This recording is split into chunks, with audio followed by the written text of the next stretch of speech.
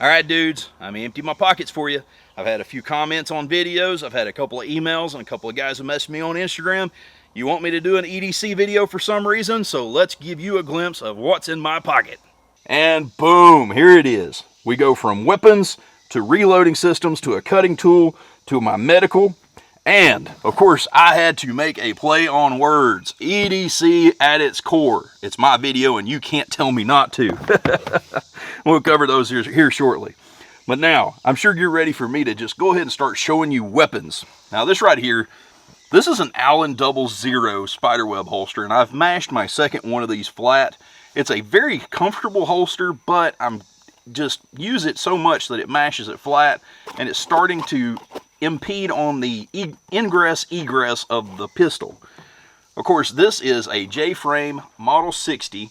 This is in 38 special, and this thing is very special to me. It belonged to a late uncle, and I actually did a video on this one a little while back where I put springs in it, put a set of VZ grips, and made this thing shoot just wonderfully. So this is a Zeta 6 J-strip speed loader. Now these right here lay nice and flat in the pocket. They're very comfortable to carry, and they keep them rather secure. I've only had the rounds fall out every once in a while when I'm doing a lot of bending over or something like that, but for the most part, it's pretty good retention. And of course, here we are. Here is the J-clip speed loader. Now these are pretty neat. They work rather nicely. I'm gonna get out of sequence here and show you this in the 605. But yeah, you just grab that, peel it off, and boom, you are ready to go. So now that I've got this one in my hands, I carry this one in rotation with the little J-frame snub. A lot of times what I'll do is I will put 357s in this if I'm going up in the mountains, because, you know, we do have black bears around here in the mountains a little bit. So I will load this with some 357s on occasion. Of course, this 605 doesn't look anything like the factory. I've put VZ grips on here. I've brushed the finish so it doesn't have that same old just dull gray Taurus finish. So this thing's looking pretty snazzy. I went ahead and cut the hammer spur off. That way there is no snag coming out of the pocket. And this thing has turned out to be really nice. And of course, if you can tell, I really like VZ grips. Those VZ grips are just really nice. I'm actually thinking about going with this boot style for the 605 as well, just to get rid of that little bump on the bottom. But yeah, I'll tote both of those on days that I don't feel like there's much of a threat. Now, on days that I do feel like there's a threat, when I'm going into a bigger city or something like that, I will carry the Walther PDP. I have really enjoyed this Walther PDP. I've taken it to a training class. I've gone to Texas with Muzzle Front LLC and really just ran this thing hard. I've had a lot of fun with it. You can see I got a lot of, there is actually still some red Texas clay in this thing from the class. But yeah, I really like this. Rob, when we were down there at the class, he asked me, he said, dude, do you just like putting everything into a quarter size hole? He said, you can use the rest of the target if you want to. And no, man, this thing just shoots really nicely. I may do a review video on this someday. Not too fucking shabby. And every EDC needs a good belt. I was born without a butt, so I got to have something to keep my pants on. And I bought this core belt some time ago, and I have been very pleased with it. Now, what I like about these belts is these micro clicks. You just get little small adjustments. With a traditional belt, you know, you're stuck about every inch or so. Whatever the leathersmith left you with is where you're stuck. So you can just move this thing up, just click, click, click. And you can see the indentations over time, because I've been wearing this thing for a while. You can see the indentations. Those are my fluctuations. Basically, if I'm carrying inside waistband, outside waistband, whatever I'm carrying, I adjust this and it fits, and it's really nice and comfortable. Now this thing has worn in nicely. You can see there are a few marks on it. You know, nothing stays new forever, but I've got a couple little scuffs on it and whatnot, but other than that, I'm very pleased with it. Of course, the other day, I went and got on their website, and I ordered a few things. I ordered, this is one of their combos. You can get 2 belts in a box. It's pretty neat. And I grabbed a couple of optional things too. Since I'm about to have 3 belts, what I decided to do is go ahead and get the carry hanger. So you can just clip this thing on like this, and then hang the whole setup in your closet. That keeps them off the ground and whatnot. It actually turns out pretty cool. And a huge thank you to USCCA for sponsoring this video. If you're going to carry a gun, USCCA may be something that you might want to consider.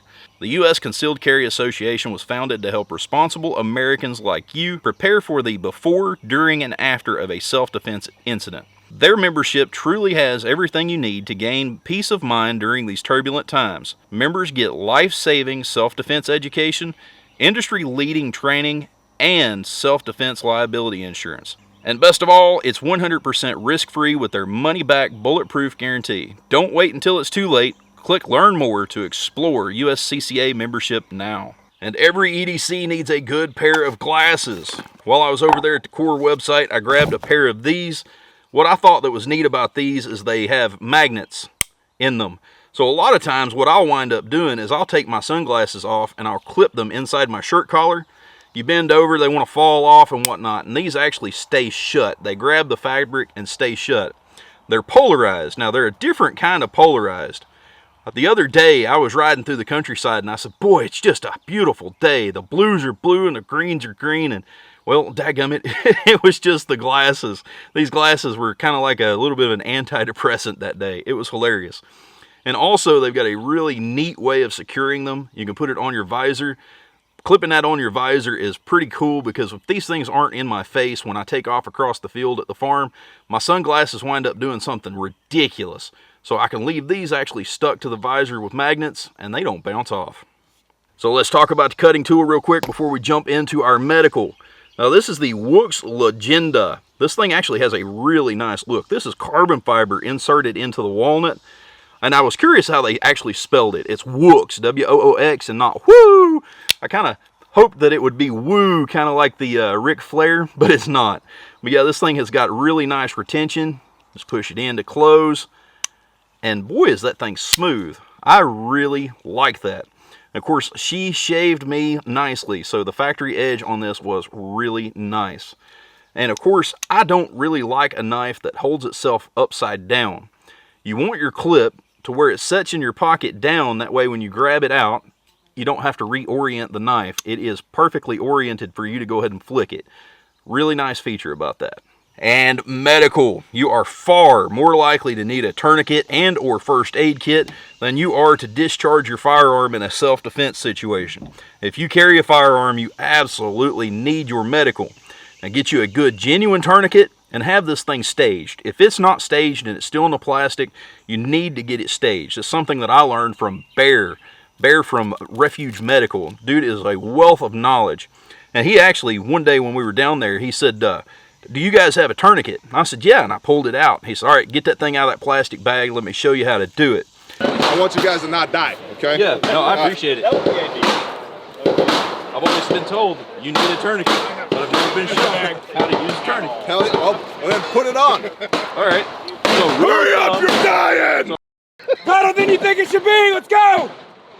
Hurry up. Get it in there. Hurry up. Get it in there. So he showed me how to properly stage this thing, and there is a really considerate, good way of doing that, and I will leave that link below. He had an excellent tourniquet video, so there definitely will be a link below. Of course, right here, just a little boo-boo kit. This came from My Medic. I've got some ouchies here. You can see where I've used gauze and just poked it back in here. I've got some sting relief and all sorts of other stuff in here. That sting relief has came in so handy multiple times with my niece, my wife, and blah, blah, blah. So I've used this far more than I have pulled my gun. So this right here stays on the back of my front seat. I've got it strapped to the Gray Man tactical panel. And now some of you guys that have hung around to the end, you're like, well, you big dummy, where's your light? Well, I'm curious where my light is too. I kind of lost it yesterday. But I usually keep a little power tack. I can't remember the model number, but that power tack has been a solid little light for a good long time. As always, it's been a pleasure, guys, and I got to tell you what, I love you.